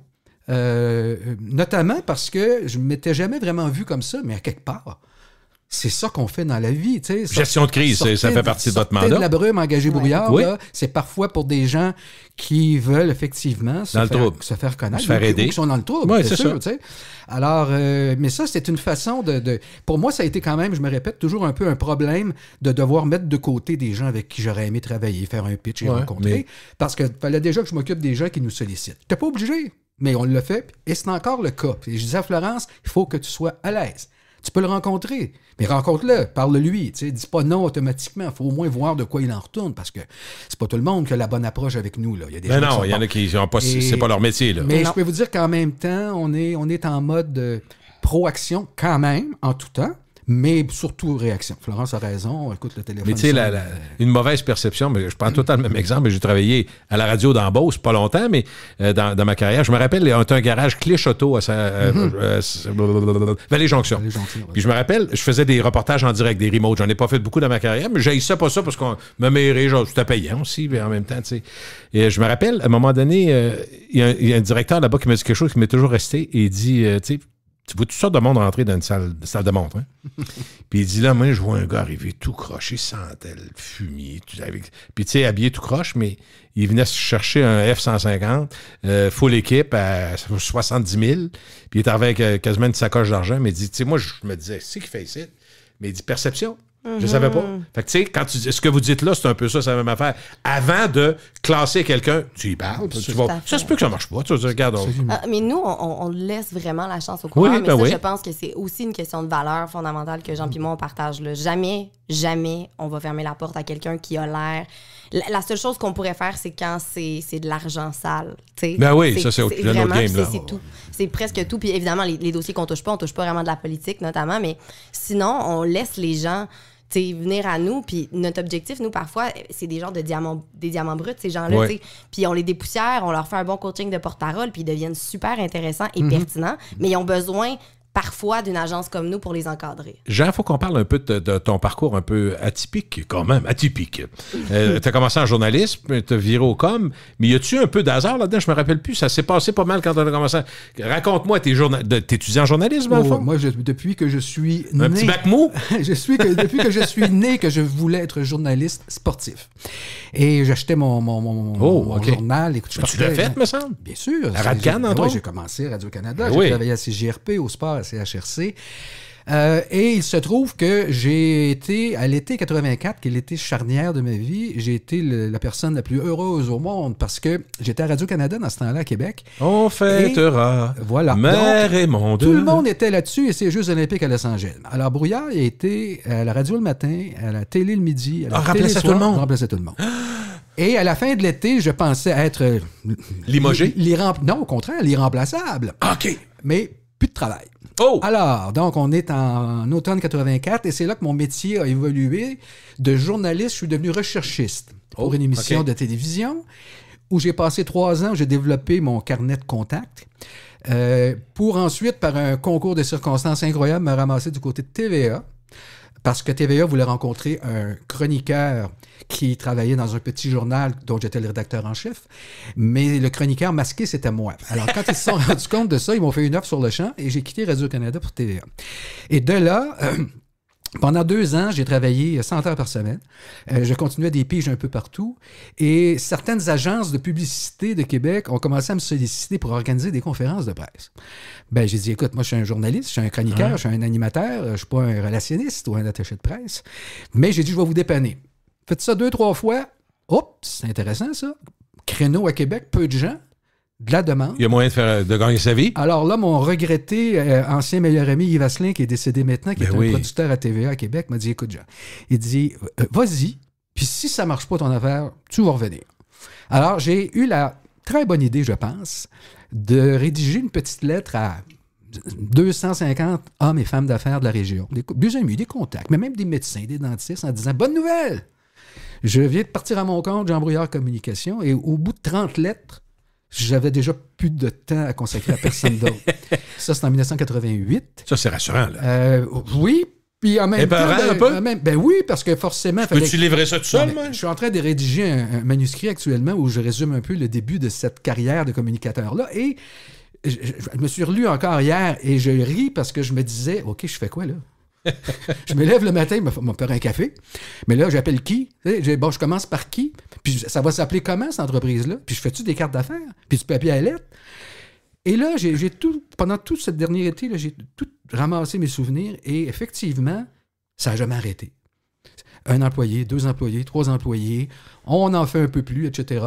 Et moi qui pensais faire carrière à Montréal, à Radio-Canada au sport, parce que ça a été mon objectif longtemps, ben, je me suis rendu compte que je pouvais avoir du succès ailleurs. Je n'étais pas bien loin du journalisme. Mais non. Juste au bord de clôture. Donc, mais je savais bien comment ça fonctionnait. Mais dans l'âme, j'étais plus un journaliste. Parce qu'un relationniste, c'est autre chose. Là. Le journaliste, c'est le gros bout du bâton. C'est oui, c'est non. Le relationniste, lui, il vend. Puis l'autre, ben écoute, il faut qu'il te fasse confiance. Puis, mais la relation entre les deux, je la connaissais bien quand même comme journaliste. Je l'avais compris, comment il fallait que j'approche les gens des médias. Alors, ça t'arrive-tu, des fois, maintenant, dans ton char, tu penses à ça, ça t'arrive-tu d'être surpris? Ben moi, de ce que tu étais à 20 ans, puis ce que tu es rendu à 60? Oui, moi, aujourd'hui. Okay. Moi, depuis l'âge de 10 ans, je voulais être journaliste sportif. Je l'ai été. Et je remercie les Marc Simoneau, Serge Cloutier et tous les autres qui m'ont donné ma première chance. Et je devrais aujourd'hui être à Radio-Canada Montréal. C'était mon objectif, mais la vie en a fait autrement. Je suis devenu un relationniste, pas trop mauvais, semble-t-il. Puis ben, aujourd'hui, ben, c'est ça. Le relationniste regarde un peu le bateau, j'allais dire couler, voguer plutôt, parce qu'il n'est pas parti pour couler. Mais là, j'ai une question qui pourrait être répondue soit par les deux, pas les deux en même temps, c'est dur à comprendre. C'est non. Non, OK. C'est quoi les principales différences aujourd'hui avec l'entreprise Brouillard des années 90?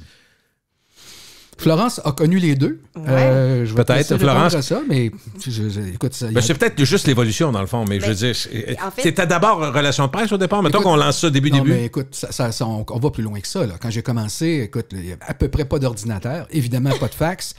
Et des internets, c'est quoi ça? Alors, coller des cartons, plier, écoute, communiqué de presse, photocopieuse. Imprimer les communiqués. Envoyer ça par messagerie en fait, partout. Imprimer dactylo? Ah oui, dactylo. Ah non, écoute, c'est ensuite l'arrivée du fax. Ah ben là, on s'est mis à faxer. À faxer. Tu dis, écoute, c'était l'enfer. Donc, ne serait-ce technologique, dans le fond. Technologique, les outils. Moi, je vois d'autres choses, par exemple. Aussi, il y a d'autres choses, des nouvelles technologies. Je vois d'autres choses de par ce que tu viens de dire qui est super pertinent parce que c'est la première fois que je le constate. Puis, tu sais, je disais tantôt à Gilles, on est vraiment différents, toi puis moi. T'sais, moi, je suis quelqu'un qui fonce dans le temps en tabarouette. Toi, pas tellement de par ta personnalité. Mais en étant un homme d'affaires, t'as pas vraiment eu le choix. Tu devais faire ta place. Mais tu sais, toi, t'as une personnalité très... Tu analyses, tu prends. Tu sais, en ce moment, j'ai plus pensif, mais je le vois comme ça. Absolument. Ça veut pas dire qu'il n'y a pas d'action. C'est juste que tu vas réfléchir à ton affaire. Réfléchis avant. Toi, c'est bing, bang, bang. Puis, moi, je réfléchis jamais avant d'agir. Je suis pas faite comme ça. T'sais, un petit peu, là. Un peu, je comprends. Mais je veux dire... un petit peu, mais ce que je veux dire, c'est que je suis plus dans l'action. Jean est plus dans l'analyse, puis ça allait de pair avec le métier que tu voulais faire, qui était journaliste. Et donc, quand il est devenu relationniste, oui, il mettait à profit ses relations interpersonnelles, ses contacts, mais il y avait un côté très... Tu sais, toi, t'as toujours aimé écrire. Jean est d'ailleurs en train d'écrire ses mémoires. Ben oui, il y a un côté très littéraire. Alors que Brouillard, aujourd'hui, ce qu'on a fait, puis qui est très différent, puis qu'on a vraiment fait évoluer, particulièrement dans les 5 dernières années, c'est d'automatiser de plus en plus les processus. Okay. Mais vraiment, là, pour que... d'avoir le temps de mettre le temps à la bonne place. De mettre le temps au bon endroit, exactement. Hein? Moins compter sur la ressource humaine. Moins compter sur la ressource humaine pour tout faire. Je comprends. Développer aussi beaucoup, davantage de relations avec les médias à l'extérieur de la Ville de Québec. On a des très bonnes relations avec les médias dans Montréal. Presque toutes les régions, et évidemment Montréal, mais aussi dans les régions du Québec, ce que peu d'agences ont. Donc ça, c'est vraiment le fun. Puis, veut pas, ils sont habitués maintenant de travailler avec des gens à distance, avec des agences à distance, fait que ça nous permet de faire ça. Oui. Jean le fait dans le passé, mais il faut dire aussi que Jean était seul avec 1 ou 2 secrétaires, parfois 1 ou 2 conseillers en com. Tu sais, là, on est vraiment une équipe à part entière, fait que ça nous permet de prendre plus de mandats. Puis évidemment, il y a tout le volet du numérique avec les réseaux sociaux. On en a fait un peu... T'sais, on faisait des réseaux sociaux pour nos clients il y a quelques années. Moi, personnellement, j'aimais pas ça, fait que maintenant, on a arrêté. Mais là, on fait effectivement de la représentation. On fait plus de crises. Tu sais, toi, t'en faisais, mais par la bande, je pense. Oui, j'en ai fait quelques-unes. Je référais surtout à des grands spécialistes. Exact. Là, mais... Les meilleures crises qu'il a faites, c'est avec Marie. Mais ça, on peut pas en parler. Marie. Non, c'est pas le même genre de crise. Non, mais effectivement, j'ai beaucoup d'expérience en gestion de crise quand même. On le sait plusieurs fois par année. Mais aujourd'hui, c'est chaque semaine. Chaque semaine, il y a une crise ou 2 à régler. C'est chez nos clients et chez des nouveaux clients qui appellent chez nous de façon automatique parce que, la réputation d'entreprise et des conseillères. Ça, je trouve ça fameux. Mais je veux revenir sur une chose par rapport à Florence qui est important, c'est que dans son rôle actuel, moi, pendant des années, Florence, elle me disait qu'elle ne voulait pas faire de développement des affaires parce qu'elle n'aimait pas ça. Puis, mais je disais, écoute, tu n'as pas aimé ça. Il va falloir t'en fasses un peu. Un jour, tu sais. Et les choses qu'elle aimait moins, puis c'est ce que j'apprécie maintenant chez Florence, c'est que oui, elle délègue très bien à des collègues qui ont peut-être plus d'affinité avec certains outils, mais, tu sais, Florence, c'est une championne vendeuse, dans le fond. Elle est extrêmement convaincante. Elle est convaincante avec son père pour pouvoir investir dans les nouvelles technologies, les formations. On a besoin de ça, père. Mais comment m'en plaindrais-je? Elle est convaincante dans la vie avec la presse, avec les clients. Il faut qu'elle soit convaincante avec moi. Et ça, c'est un... Mais ça fait grandir l'entreprise aussi. C'est une grande qualité. Tu comprends? Si tout ça s'accompagne d'une croissance dans l'entreprise, ça va ensemble. Moi, je dis tout le temps, c'est pas ce que ça coûte, c'est ce que ça vaut. C'est tellement important. Jean, je vais te dire une chose qui m'a dit toute ma vie et qui m'a dit de dire aux clients toute ma vie et que je ne te dis pas jamais, mais que je devrais te dire souvent, c'est il faut dépenser de l'argent pour en faire. Ben moi, je le dis. Il me l'a toujours dit, fait que là, je fais juste leur dire. Le meilleur exemple, c'était souvent les sociétés caritatives, philanthropiques, qui ont besoin d'argent. Mais si je les écoutais, il faudrait qu'on fasse du bénévolat pour tout le monde. Moi, je fais comment payer mon monde? Je voulais travailler avec les meilleurs. Alors, j'ai dit, pour faire de l'argent, il faut en dépenser. C'est sûr qu'on dort bien le soir parce qu'on aide beaucoup de sociétés à des tarifs très, très avantageux pour eux. Et on n'est certainement pas obligé parce qu'on laisse de côté plusieurs mandats qui sont parfois bien plus payants. Mais on dort bien. On donne au suivant. Les gens étaient bons avec moi. Tu sais, là, dans la vie, il faut être reconnaissant. Ça, c'est une qualité qui n'est pas donnée à tout le monde. Puis moi, j'ai été reconnaissant toute ma vie. D'abord de la mère qui m'a mis au monde, mais qui est celle qui m'a adopté, et des gens qui m'ont fait vivre, mes employés, toute ma vie. Puis les gens disent, t'étais bien généreux avec les employés. Je dis, ouais, mais écoute, s'ils sont pas là, je suis pas là. Ah oui. Je pourrais travailler avec mon laptop dans ma cour ou dans ma cave, mais c'est pas ça que je voulais faire. Je voulais me créer une petite entreprise. Alors, la reconnaissance, mais regarde ce que tu retiens. Ça, c'est une qualité, la reconnaissance. Tu sais, t'es à la fin de ta carrière active, je parle en communication, mais tu retiens quoi? Tes relations? Tes contacts? Absolument. C'est ça que tu retiens. Tu retiens pas la bâtisse. Même, je suis président du club social, pas juste du bureau, mais j'ai une liste dans mon téléphone ici de regroupements de gens dont tu es, dans certains cas, des anciens amis de la radio, où j'organise des dîners. On l'a fait 3 ou 4 fois avec des anciens collègues. Cet été, on était les anciens de TVA là, au Capitole. On était une vingtaine. Comme ça faisait 50 ans qu'on ne s'était pas vus. Bon, ça faisait quand même 30 ans. Je suis là-dedans. Je suis dans ce mood-là. Moi, je suis un rassembleur. Puis, je suis content, moins qu'avant, de voir du monde tous les jours, parce que j'ai donné, comme je vous ai dit, mais je trouve ça important de garder ces relations-là. Puis je les ai conservées toute ma vie et je vais continuer d'être le provocateur positif de ces rencontres-là. Ça, c'est... Florence, je présume que une des choses que tu as du haut de tes 31 ans, c'est que tu es ouverte à toutes sortes d'affaires. Puis, parce que là, je sais, pour l'avoir lu, parce que ma blonde m'en avait parlé, que tu es agent d'artiste aussi. Est-ce que c'est venu par une occasion ou si tu voulais faire ça? C'était quoi la motivation? Écoute, absolument aucune motivation. Une occasion. Je ne voulais pas faire ça, oui. C'est que j'ai des... puis, tu sais, je fais un bémol parce que je suis pas agente de comédiens, par exemple, comédienne, chanteur, chanteuse. Ça, on n'y touche pas vraiment. Il y a des gens qui gravitent dans cet univers-là, qui sont vraiment plus ferrés que nous. Moi, ce qui arrive, en fait, c'est que j'ai des amis qui ont des entreprises, mais qui sont aussi très, très actifs sur les réseaux sociaux. Genre influenceurs, influenceuses. Donc, ce sont des gens qu'on considère comme des créateurs de contenu / des influenceurs. Et par la bande, parce qu'on est rentré en commençant en faisant des relations de presse pour eux. Et en se rendant compte qu'on était vraiment en mesure de monnayer leur influence sur les réseaux sociaux. Donc, je suis devenue par la bande et éventuellement de façon plus officielle agente de plusieurs d'entre eux.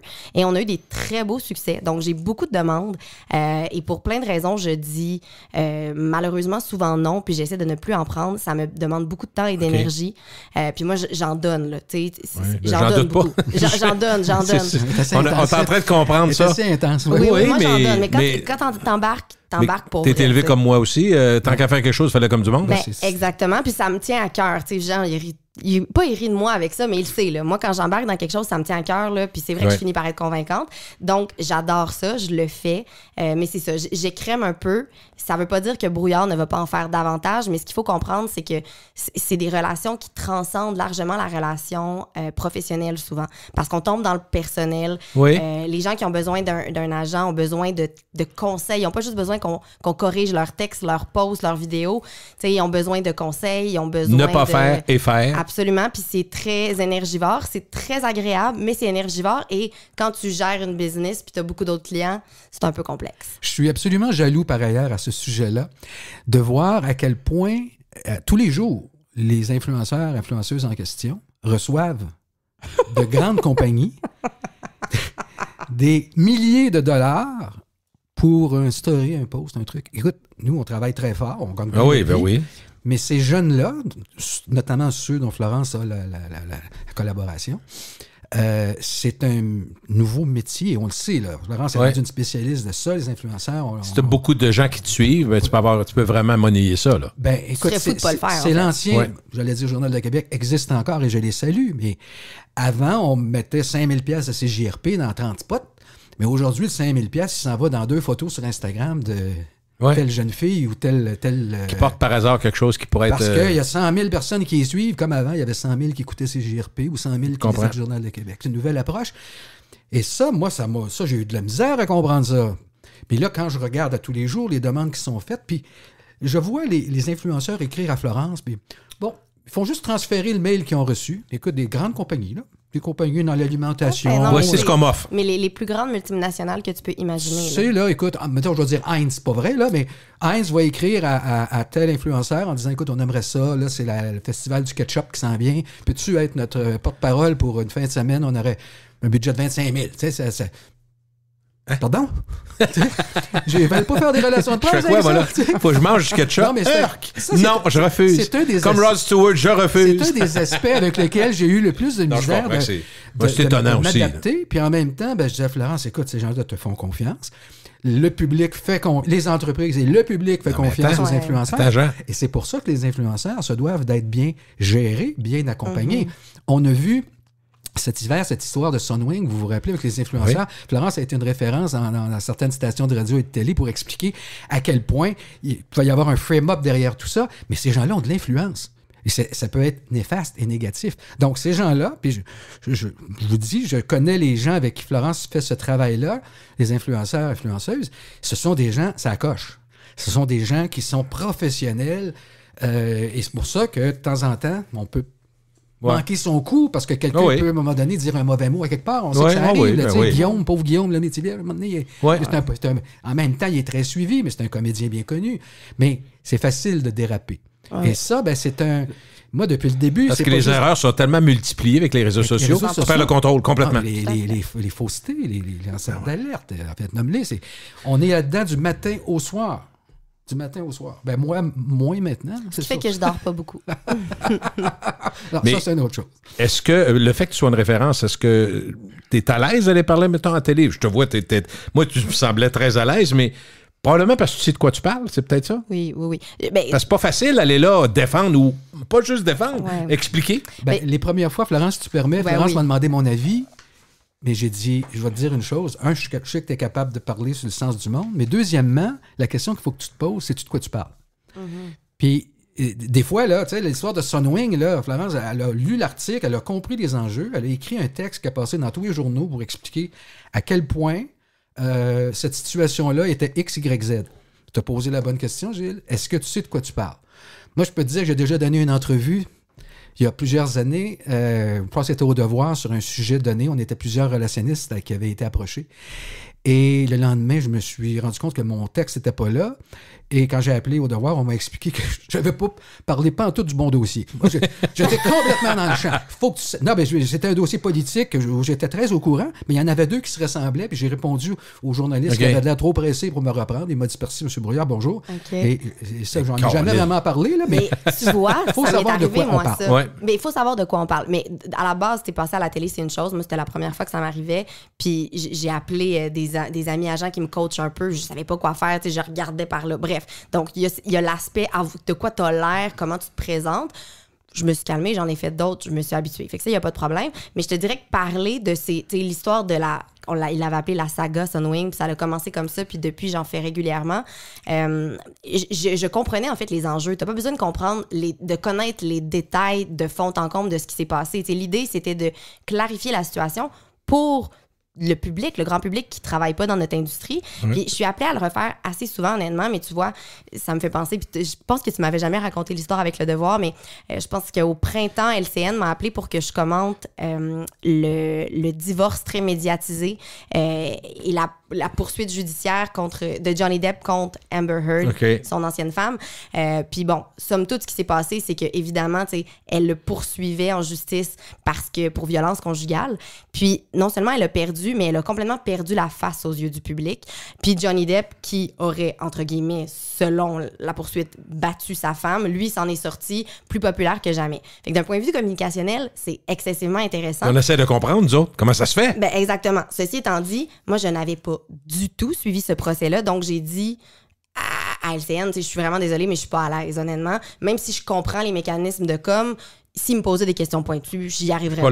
Donc, exactement. Mais j'aime bien le faire, puis j'espère le faire davantage parce que une chose que j'essaie de faire vraiment de plus en plus, depuis un mois, c'est d'utiliser, en fait, de devenir le porte-parole de Brouillard. Tu vas me dire, tu l'es naturellement, mais de travailler Brouillard, l'agence, comme un de nos clients. Ce qu'on n'a jamais vraiment fait. Tout le monde est cordonnier mal chaussé. On le fait par la bande. Jean est assez bon là-dedans. Depuis toujours, il met beaucoup Brouillard de l'avant. Mais là, d'utiliser des nouveaux outils pour le faire, je trouve que c'est bien. Est-ce que tu penses que Florence, le fait qu'elle a 31 ans puis elle est vraiment directrice générale, elle s'occupe de l'agence Brouillard, ça contribue au fait qu'on peut renouveler plus facilement la clientèle? de chez Brouillard? Définitivement. Parce que j'imagine quelqu'un de 25 ans, 35, 40 ans, rien contre un gars de 60 ans, mais tu veux peut-être plus parler à la nouvelle génération. C'est sûr, quand j'avais 30 ans, j'avais des clients de 30 ans, mais j'avais des clients de 60 ans. Oui, pareil. Florence a, je pense, beaucoup plus de clients de sa génération, mettons jusqu'à 40, 45 ans. Mais en fait... kick up out des anciens clients. C'est ça que je dis, de chez Brouillard, voyons. Mais il y a aussi le fait qu'il y a une nouvelle génération de gens d'affaires, tous les startups, puis écoute, ces gens-là ont besoin souvent de visibilité, mais Dieu sait d'être guidé par moment. Quand je dis que la relation de presse, les relations publiques sont souvent beaucoup moins chères que la publicité, encore traditionnelle, ou même sur les réseaux sociaux. Alors, les gens qui n'ont pas beaucoup d'argent, qui partent en affaires, ont souvent tendance à venir nous voir. T'sais. Alors, moi, j'ai bâti un créneau à l'époque qui était beaucoup lié à la restauration, l'hôtellerie, le tourisme. On en fait encore, puis parmi les plus beaux mandats au Québec, mais Florence a diversifié. Moi, je peux vous dire une chose. Si je regardais la liste de nos clients actifs ce matin, et je fais un petit peu rire de mots au bureau, mais je fais par exprès, je leur écris souvent, puis je leur demande, ils font quoi dans la vie? C'est quoi ce nom-là? OK, puis là, ils me disent, ils font quoi? Puis je dis, c'est quoi ça?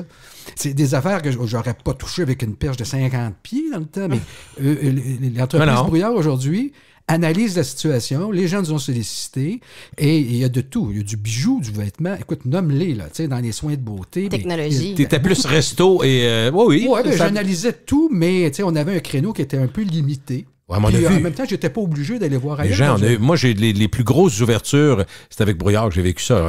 Puis des voyages de presse, puis tout ça.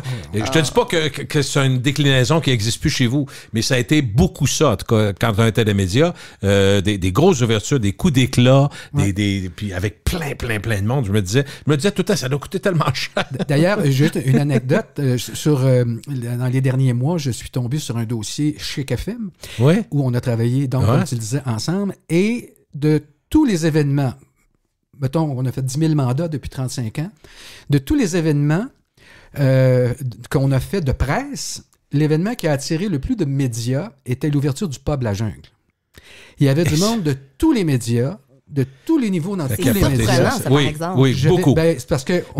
Mais d'abord, La Jungle était extrêmement fort. Mais La Jungle est associée à un média quand même. même. On les avait invités, c'était tous nos amis. Puis là, c'était pas la radio, c'était... il y avait une piscine. C'était complètement... une piscine? Non, écoute, le pub La Jungle... la liste des gens qui sont là-dessus, c'est invraisemblable. J'allais dire c'est un esprit de trou, là, mais on peut pas dire ça. Mais en podcast, on peut. C'était où? Sur Boulevard-Laurier, oui, présentement, là, il n'y a plus rien. Genre en face du Cosmos, dans ce coin-là. Okay. Il y avait un hôtel, là. Oui. Et écoute, il y avait 125 personnes des médias. J'ai la liste. Impossible, c'est pas énorme. 20, là. Mais il y avait de tout. En fait, tout le monde était là. C'est probablement le plus gros événement auquel j'ai participé aussi. De médias, c'est de loin le plus important. Quand on avait 15, 20, 30 journalistes dans un événement. C'est beau, c'est wow. Mais là, je me souviens, puis on en parle parce que j'ai vu la liste il y a quelques semaines, et je pense que même je te l'avais envoyé. J'ai une photo de ça. Mais c'est intéressant ce que tu dis. Je sais pas, Florence, j'ai l'impression, peut-être parce que je suis rendu trop vieux, que ça serait plus difficile aujourd'hui de déplacer 25-30 journalistes. Ça me semble tout à fait impossible. Pas juste à cause de la pandémie, pas juste à cause du télétravail, mais ça fait partie de l'équation. Qu'est-ce que tu en penses? Bien, tu as tout à fait raison, mais c'est pour des raisons, puis ça, c'est intéressant, j'aimerais ça vous entendre là-dessus, pour des raisons commerciales. Parce que avant, le phénomène, les raisons commerciales étaient naturellement présentes. Il y a de la pub dans tous les médias depuis toujours, c'est comme ça qu'ils subsistent. Mais là, maintenant, c'est aussi clair que s'ils ne placent pas ou n'ont pas l'intention de placer chez nous, sauf dans les médias qui se font absolument que de l'actualité, du hard news, donc les télé, puis les quotidiens, mais encore, ils vont... C'est ça, pourquoi j'irais là? Ça, c'est un jeu infiniment dangereux. Encore la semaine passée, j'ai eu 2 dossiers très compliqués où j'ai dû un peu me battre entre les ventes puis l'édito. Puis nous, on est très... Je pense que, étant donné que Jean vient de l'univers du journalisme, moi, je suis très à l'affût de ça et je comprends beaucoup ces mécanismes-là, mais même dans notre industrie en PR, la majorité des PR n'osent pas toucher à ça. Moi, honnêtement, ça me dérange pas, j'y touche, je me mets 2 mains dedans, mais j'arrive dans des situations compliquées assez régulièrement. Donc, mais est-ce qu'à l'époque, il y avait une question de géographie.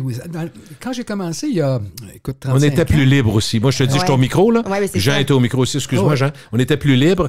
À la fin de ma carrière, quand j'ai décidé d'arrêter, C'est toujours le gag que je fais. De façon très renversante. À cette époque-là, quand même, on avait des règles qui nous interdisaient de parler d'à peu près tout. Là. Fait que tu veux juste te dire, ça s'installait. Ça s'installait. Mais à l'époque de Jean, on faisait la première station qui a commencé à mettre des bâtons dans les roues, et avec raison, c'était CITF, c'était Rock Détente, qui avait empêché les gens qui n'étaient pas clients. Mais moi, je disais toujours aux animateurs et aux directeurs des ventes, écoutez, si vous voulez qu'ils deviennent clients, envoyez vos animateurs, peut-être. Bon. Mais à un moment donné, il était numéro 1, etc.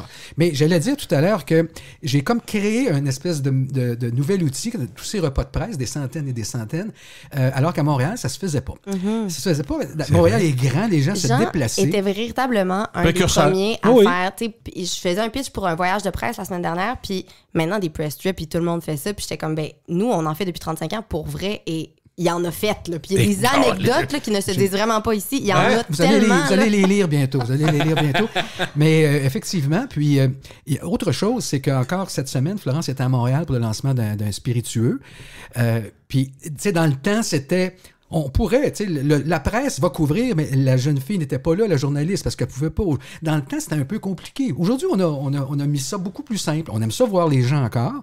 Et quand j'ai vu la liste des invités, il y avait de tout. Il y avait des journalistes, mais il y avait des influenceurs, il y avait des sommeliers. À la lumière de ce que tu viens de dire aussi, ça revient à ce que tu disais, parce que je me posais la question pourquoi les gens sortent moins au-delà de la pandémie. Mais avant, pour avoir l'information, c'est la même raison aussi pour laquelle les gens courent plus les conférences de presse, il fallait que tu te déplaces. Tu sais, pour faire ton topo sur le sujet, fallait que tu y ailles, fallait que tu sois vu. Là, c'est plus le cas. Tu sais, fait que ça change énormément la dynamique. Puis d'ailleurs, il y a quelques années, là, on a repris un peu le dessus, mais il y a quelques années, tu sais, les médias ne venaient simplement plus du tout aux conférences de presse. À cause de la pandémie aussi, il n'y a plus personne qui sortait, restait chez vous. Tu sortais pour aller au dépanneur, puis tu te faisais regarder par le voisin qui tirait son rideau. Mais il reste que c'est très compliqué de les faire sortir. On a trouvé les bons leviers, puis c'est encore une fois une des forces qu'on a des agences de RP, les bonnes d'entre nous, c'est d'avoir une relation avec le journaliste qui fait que il va vouloir aussi venir te voir un peu toi personnellement, au-delà d'aller voir le client puis de sortir de chez eux puis hey, là c'est l'hiver, mettre son coat, mettre ses bottes, machin chose là. Exactement. OK, on approche de la fin. Je vais mettre fin à un podcast, comme au baseball, il n'y a pas d'horaire, mais je pense qu'on a fait un grand tour que j'apprécie beaucoup. J'en ai appris. Je présume même que ta fille en a appris, puis toi aussi. Oui, effectivement. Des discussions de même ouvertes sur notre travail. Toujours le fun. Mais je te posais la question finale sur Jean pour Florence. C'est quoi la touche Florence chez Brouillard? Oh boy, c'est une question. T'es sûr que tu veux qu'on finisse ça là? J'ai pas parlé de temps. Écoute, Florence a une approche qui est un peu différente de la mienne. On l'a dit tantôt. Moi, je suis quelqu'un qui a été, qui est encore un peu comme ça. Je suis un ancien journaliste dans l'âme. Est-ce que Florence n'a jamais été? La façon de travailler de Florence était une façon... oui, je suis un bon vivant, puis j'étais énergique, mais Florence est je parlais d'intensité tantôt. À part les nuits où elle dort pas bien, où elle s'est couchée trop tard, je peux vous dire que ça brasse dans un bureau. 220, hein, minimum? Ouais. Minimum 220. Florence, elle a un très gros défaut, une carence. Puis ça, c'est la pire chose que je déteste dire, puis déteste entendre, c'est le perfectionnisme. Vous savez, quand on demande à des gens, c'est quoi ton plus gros défaut? En entrevue, là, je suis perfectionniste. Dans le fond, ça passe un message que tu fais bien ta job et que tu veux que ce soit parfait. Florence a un peu tendance à vouloir faire parfois vite et bien. Bien, ça finit plus. OK, à un moment donné, lâche le morceau. Tu sais, elle veut la perfection. Puis des fois, dans notre milieu, c'est pas toujours facile à obtenir la perfection.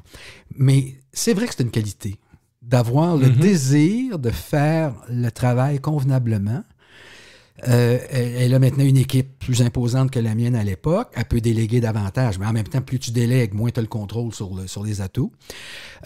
Mais sa plus grande qualité à Florence, au-delà de ses compétences en communication, je l'ai dit tantôt, puis c'est ce qui est le plus important, c'est les relations humaines. Je peux vous dire une chose, essayez de trouver quelqu'un qui n'aime pas Florence à Québec. Puis son père, oui, c'est bien. Mais c'est ça sa plus grande qualité, Flo. Les gens l'aiment. Tu dois être fier de ça. Mais en même temps, elle est bonne, elle est heureuse de ça. Mais tu sais, elle a trop d'amis. Flo, chez nous, c'était tout le temps chez nous. Tout le monde venait, c'était comme un... Puis Marek aimait mieux ça, d'ailleurs, que les jeunes soient chez nous. À l'âge de 10 ans, 12 ans, 15 ans. Toujours chez vous. Florence est une rassembleuse, c'est une leader, et c'est pas important qu'à 30 ans, elle soit directrice générale d'une entreprise de communication. T'sais, oui, Bourassa a été premier ministre à 33 ans, mais à 30 ans, des gens qui ont des responsabilités. Ça donne 2 ans pour être premier ministre. Et qui gèrent des budgets importants, qui sont des références, parce qu'il ne faut pas oublier qu'on est des porte-parole pour des tas de compagnies. Quand je dis porte-parole, c'est des conseillers. Oui. Comme un bon avocat est ton conseiller légal, ton relationniste, ton communicateur conseil, et la deuxième personne, ou parfois la première, la plus importante dans ta vie de gens d'affaires. Moi, je peux vous parler je ne nommerai pas de nom encore une fois, mais des tas de clients qui ne voudront jamais quitter Florence puis l'équipe Brouillard. Tant mieux pour elle, tant mieux pour moi. Mais je vois pas. Puis c'est ça le problème, c'est que c'est ça. On continue d'engager des gens, mais Florence décidera, ça va vite passer à 25 employés un jour. Mais je dis simplement qu'elle a cette capacité de rassembler les gens, de trouver les bonnes personnes, de faire les choses de la bonne façon. Mais sur les enjeux de communication, je ne me suis jamais posé la question. Elle comprend la démarche. Moi, je vais faire une prédiction, Florence. Je pense que si jamais vous grandissez encore l'entreprise, ça ne viendra pas de nouveaux mandats. Parce que tu sais que tu pourrais en avoir d'autres nouveaux mandats. De ce que je comprends, c'est clair comme de l'eau de roche. Ça viendra du fait que tu auras une équipe qui pourra grandir. Si tu dis, à un moment donné, je peux me rendre à 10 en ayant une compétence exceptionnelle, tu peux prendre plus de mandats. Donc, inévitablement, ton chiffre d'affaires peut doubler, tripler, juste en grossissant tranquillement, parce que dans le fond, les mandats, tu vas les avoir. Ça, je dis pas qu'ils viennent tout seuls, mais tu sais, c'est pas parce que tu as eu deux gros mandats qui arrivent. Hey, il faut que j'engage du monde. Ça marchera pas. Je suis certain que ça n'arrivera pas de même. Vous n'êtes pas comme ça. Puis effectivement, puis ça, moi, Jean puis Marie, mais tu seras pas à l'aise avec ça, jamais. Pas faire ça non plus, parce que c'est un piège. Tu sais. Mais tu as raison. Puis je pense que ça va être si on trouve d'autres perles rares qui fit dans notre équipe, on va vouloir les intégrer. Puis leur donner d'ouvrage, puis graduellement. Jean, penses-tu que c'est comme ça que ça va arriver? Oui, moi, si ça arrive. J'ai longtemps dit, et je vais le redire encore, que ça a évolué assez pour que ce que je disais à l'époque est plus vrai. Moi, j'ai toujours dit, on est à Québec, il y a tant de médias, quand bien même que j'émettrais 14 communiqués, il y en a 12 qui ne paraîtront pas dans les journaux le lendemain parce qu'on a juste 2 journaux, on n'est pas à New York, on n'est pas à Taïwan. Bon. Le fait que maintenant, les relations de presse traditionnelles existent encore, puis il y a encore des gens qui ne prêchent que par le Journal de Québec puis le Soleil, mais le fait qu'il y a d'autres moyens de communiquer l'information, les réseaux sociaux, fait en sorte que c'est maintenant illimité. C'est-à-dire que on peut avoir probablement demain matin, si Florence désire avoir plus d'influenceurs sous notre aile, beaucoup plus de mandats, ne serait-ce que parce qu'on n'attend plus que le chef de pupitre au Soleil nous réponde et dise, écoute, les influenceurs, ils ont leur propre journal, c'est leur Instagram, c'est leur TikTok, c'est leurs réseaux sociaux. Oui. Tu connais TikTok? Un petit peu. Demande-moi pas comment ça marche, par exemple. Je pensais que c'est toxique. Alors, est-ce qu'on se comprend bien? Le but fait en sorte que... moi, je m'étais limité à l'époque de dire, je peux pas prendre plus de clients. Oui, c'est sûr, 24 heures d'une journée. Mais quand bien même que j'écrirais 4 communiqués de plus, les radios en parleront pas plus. Je peux pas faire 3 communiqués de sport dans la même journée. Mais à moins c'est extraordinaire. Moi, tu viens de me faire rendre compte de quelque chose, un exemple extraordinaire en disant... On attendait après, mettons, un chef de pupitre, que le journal nous réponde, on va-tu être capable de passer notre info pour telle affaire? Aujourd'hui, c'est plus ça. Tu peux toi-même créer tes affaires, tu peux avoir ton site Internet, tu peux aller dans les réseaux sociaux, Facebook, ta page, tout ça. Mais tu sais ce que ça paraît pour la musique? Moi, je suis en train de penser à ça. La musique, là, quand j'étais jeune, quand ton père était jeune, on écoutait à la radio, ils vont-tu la mettre, la tune de Casey and the Sunshine Band? Parce que t'attendais qu'elle joue. T'appelais, puis on peut-tu l'entendre, Keep It Coming Love? Les demandes spéciales. Il n'y a plus personne qui attend rien en musique. Ah non, t'as Spotify, t'as... T'es en train d'écouter la série sur Spotify, c'est pour ça? Non, écoute, faut juste, si tu me passes sur quelque chose que je l'ai compté à Jean, j'ai écouté The Queen of the South, une série. C'est probablement une des meilleures affaires que j'ai écoutées de ma vie, puis c'est effrayant. J'ai écouté 62 épisodes en 3 semaines. Ma blonde a dit, t'es fou. Effectivement. Fou. Mais je te le dis, là, dernier épisode, la 5e saison, c'est le meilleur 40 minutes de thriller que j'ai jamais vu de ma vie. Ah oui? Ça n'a aucun bon sens. Tu passes de « je veux tuer quelqu'un », comme dans la série, parce que c'est sur les narcotiques. Puis, mais, écoute. OK, tu leur fais une bonne vente, là, ça me donne le Non, mais écoute, je suis pas payé pour le dire. Là. Je suis rendu à un moment où j'ai besoin de me faire payer pour rien. C'est drôle, tu me dis ça. Mais longtemps, j'ai dit que le meilleur dernier épisode de ma vie, c'est pas Les Sopranos, malheureusement. on sait tous ce qui est arrivé. C'est le dernier épisode de Six Feet Under. Ah, ben oui, mais ça, écoute, quelle série. En même temps que 24, presque, là. Oui, effectivement. C'est dans les premières. Puis après ça, comment ça s'appelle sur l'île, là, l'affaire capotée, là, paranormale. Ah, mon Dieu, que je m'en veux. Le gros, il y avait un gros qui avait gagné à la loterie, là. Un mot. Ah, OK. Lost. On ouvre les lignes. Hey, merci d'être passé, Caroline Debine. Merci à toi, c'est vraiment le fun. Merci de l'invitation. Écoute, c'est très gentil. Donc, la famille Brouillard et Brouillard. Sortez de la brume, engagez Brouillard. Oui, notre savoir-faire, faire savoir est plus contemporain, mais sortez de la brume, engagez Brouillard est plus drôle. On l'aime encore. Salut, merci beaucoup. Merci à toi, Gilles.